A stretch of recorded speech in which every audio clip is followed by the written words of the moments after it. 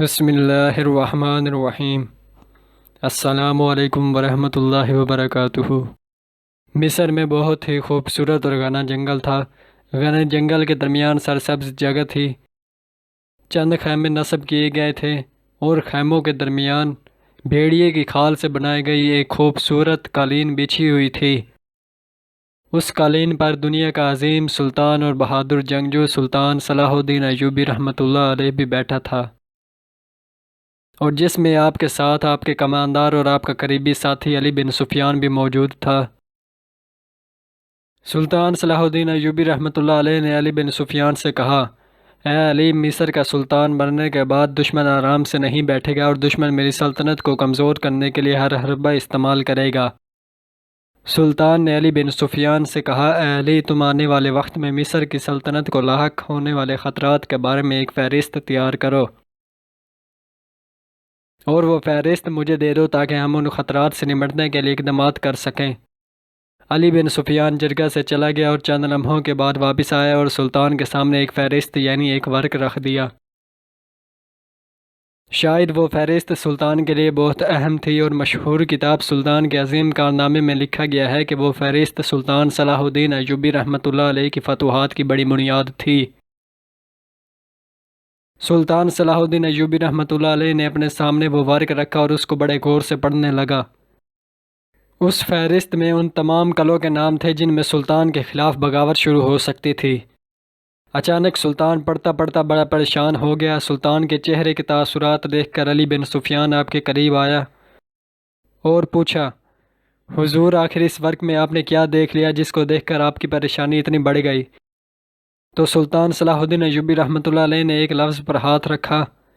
علی بن سفیان نے وہ لفظ دیکھا تو وہاں ایک قلعے کا نام لکھا تھا، اور وہ قلعہ ننگینیا ماریوس کا قلعہ تھا۔ سلطان نے کہا کہ مصر کے ارد گرد پہاڑی سلسلوں میں جتنے بھی قلعے ہیں ان تمام قلعوں میں یہ قلعہ خاص ہے۔ اس قلعے کے بارے میں میں نے اس وقت بھی سن رکھا تھا جب میرے چچا شیر کو سلطان نور الدین زنگی رحمۃ اللہ علیہ کے پاس کماندار ہوا کرتے تھے۔ علی بن سفیان نے کہا، حضور، اس قلعے کے بارے میں آخر ایسی کیا بات ہے؟ تو سلطان نے کہا، میں اس کے بارے میں زیادہ تو نہیں جانتا، لیکن یہ قلعہ جو بھی فتح کرتا ہے وہ اس قلعے کو اپنے پاس زیادہ دیر تک قبضے میں نہیں رکھ سکتا۔ یہ سن کر علی بن سفیان بڑا حیران ہوا کہ حضور، اس قلعے میں آخر ایسی کیا بات ہے؟ سلطان نے علی بن سفیان کو حکم دیا کہ اپنے چند جاسوس بھیجو جو اس قلعے میں خفیہ طریقے سے داخل ہو جائیں، اور اس قلعے کی ایک اہم خبر مجھے چاہیے۔ علی بن سفیان نے اپنا کام شروع کر دیا اور چند ہی دنوں میں علی بن سفیان کے ماہر جاسوس خبر لے کر آئے، اور علی بن سفیان سیدھا سلطان کے پاس آیا اور کہا، حضور، اس قلعے کے بارے میں جو ہمیں معلومات ملی ہے وہ بہت ہی خطرناک ہیں۔ سلطان نے کہا، آخر کیا اس قلعے میں خاص بات ہے؟ علی بن سفیان نے کہا، حضور، اس قلعے کے بارے میں خبر ملی ہے کہ اس قلعے کو آج تک جس نے بھی فتح کیا وہ زیادہ دن تک زندہ نہیں رہ سکا۔ جو بھی سلطان یا جو بھی بادشاہ اس قلعے کو فتح کرتا ہے چند ہی دنوں میں وہ بادشاہ اس قلعے میں مر جاتا ہے اور اس کی فوج قلعے کو چھوڑ کر بھاگ جاتی ہے۔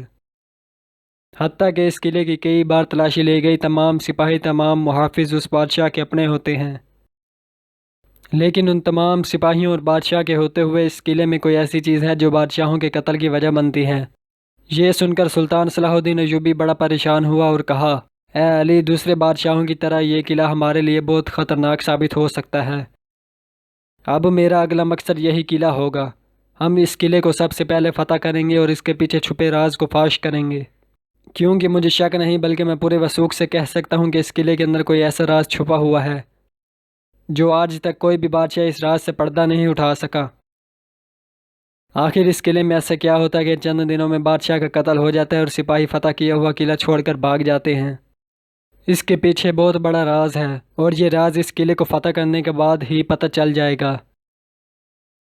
علی بن سفیان نے سلطان کو کہا، حضور، ایسا خطرہ لینے کی ضرورت نہیں۔ اگر اس قلعے میں ہماری سلطنت کے خلاف کوئی بغاوت شروع ہوئی تو بغاوت کے سر اٹھانے سے پہلے ہی ہم اس کو کچل دیں گے۔ لیکن سلطان نے کہا، نہیں، اس قلعے کو فتح کرنے کے بعد ہی میں چین سے بیٹھوں گا۔ سلطان صلاح الدین ایوبی رحمۃ اللہ علیہ نے علی بن سفیان کو کہا کہ تم اپنے جاسوس کسی بھی طریقے سے دوبارہ اس قلعے میں بھیجو، جو جا کر اس قلعے کے اندر خفیہ طریقے سے داخل ہو جائیں گے اور اپنی اپنی جگہ سنبھال لیں گے، اور اس قلعے میں داخل ہونے کے لیے وقت آنے پر وہ ہماری مدد کریں گے۔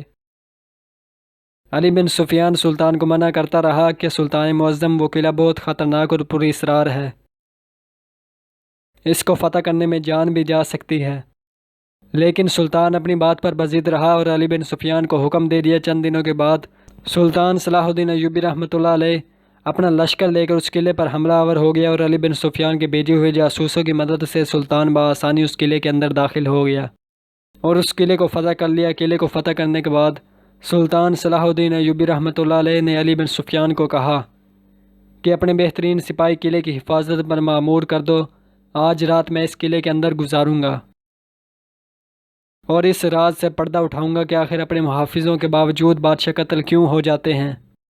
علی بن سفیان نے پھر کہا، حضور میں یہاں رکنے کے لیے تیار ہوں، آپ اپنی قیامگاہ کی طرف چلے جائیں، لیکن سلطان نے کہا کہ اس راز سے میں خود پردہ اٹھاؤں گا۔ سلطان صلاح الدین ایوبی رحمۃ اللہ علیہ قلعے کے مرکزی کمرے کے اندر آرام کرنے کے لیے چلا گیا۔ علی بن سفیان بھی آپ کے ساتھ رک گیا۔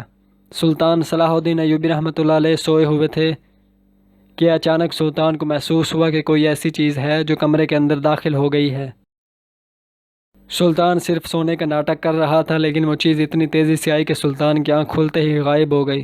اب سلطان نے دوبارہ سونے کا ناٹک کیا تو چند لمحوں کے بعد دوبارہ کوئی انسان یا کوئی ایسی چیز کمرے کے اندر داخل ہو گئی۔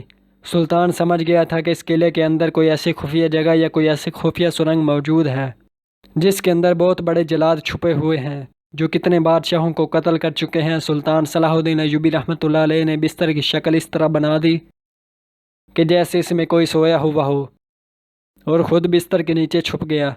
چند ہی لمحوں کے بعد ایک آدمی ایک سرنگ سے نکلا جو اس قلعے کے کمرے کے اندر سے کھودی ہوئی تھی اور آ کر سلطان کے بستر پر حملہ کر دیا، لیکن جیسے ہی اس نے حملہ کیا تو اسے معلوم ہوا کہ اس بستر میں سلطان نہیں تھا، تو اس نے اپنے ساتھیوں کو آواز دی، اتنے میں بہت سارے سپاہی آ گئے۔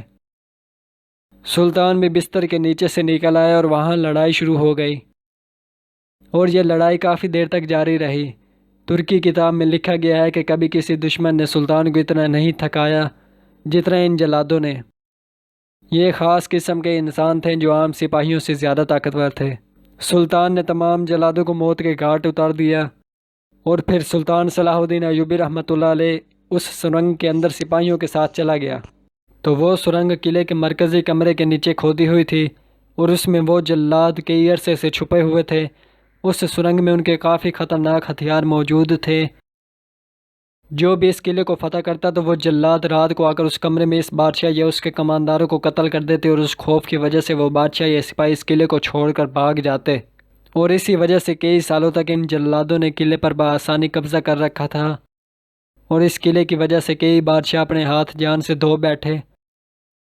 لیکن یہ سلطان صلاح الدین ایوبی تھا جس نے اپنی ذہانت سے اور اپنی جان پر کھیل کر ان کو موت کے گھاٹ اتارا،